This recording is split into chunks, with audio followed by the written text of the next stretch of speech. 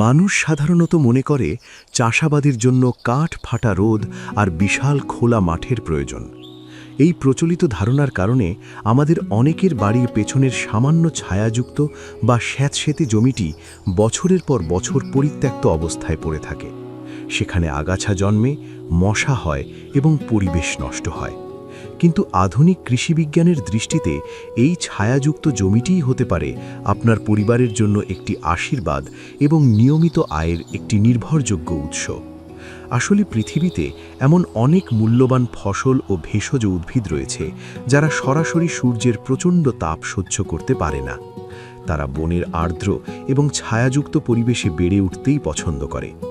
এই বিষয়টি মাথায় রেখে যদি আমরা একটি সুপরিকল্পিত পরিকল্পনা সাজাতে পারি, তবে ছোট একটি জায়গা থেকেও মাসে হাজার হাজার টাকা আয় করা সম্ভব।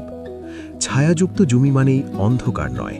দিনের কিছু সময় সেখানে গাছের পাতার ফাঁক দিয়ে যে ছাঁকনি রোদ বা ডিফিউজড লাইট আসে, সেটিই অনেক ফসলের সালোক সংশ্লেষণের জন্য যথেষ্ট।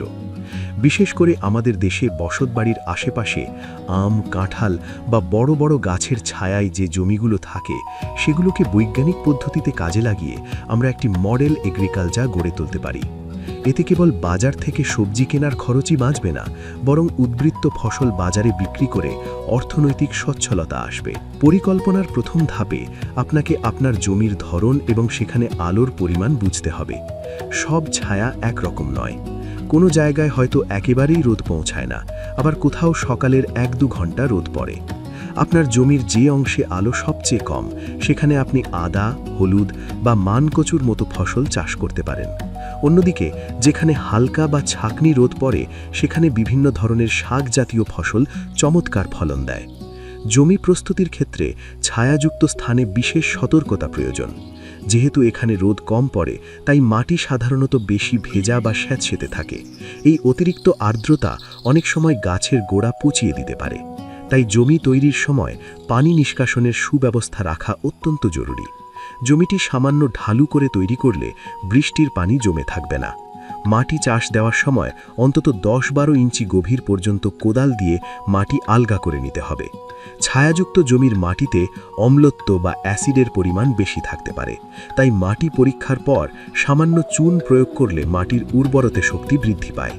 রাসায়নিক সারের পরিবর্তে এখানে প্রচুর পরিমাণে পচা গোবর, ভার্মি কম্পোস্ট বা রান্নাঘরের পচনশীল বর্জ্য থেকে তৈরি জৈব সার ব্যবহার করা শ্রেয়।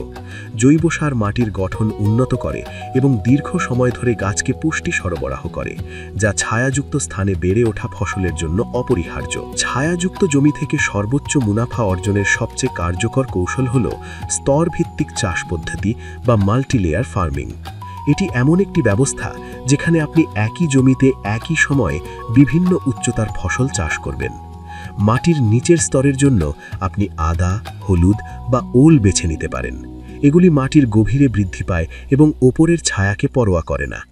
ঠিক তার ওপরে মাটির সমান্তরালে আপনি চাষ করতে পারেন পালং শাক, লাল শাক, নোটে শাক বা কলমি শাক। এই শাকগুলো খুব অল্প সময়ে, অর্থাৎ 20 থেকে 30 দিনের মধ্যেই ফলন দিতে শুরু করে। মাঝারি উচ্চতার জন্য আপনি লেবু গাছ, বিশেষ করে গন্ধরাজ বা পাতি লেবু লাগাতে পারেন, যা ছায়াতেও সুগন্ধি ফল দেয়। আর ওপরের স্তরের জন্য মাচা তৈরি করে দিতে পারেন, যেখানে পুঁই শাক, ঝিঙে বা কুঁদরি গাছ লতানো অবস্থায় বাড়বে। এভাবে একটি ছোট জমি থেকে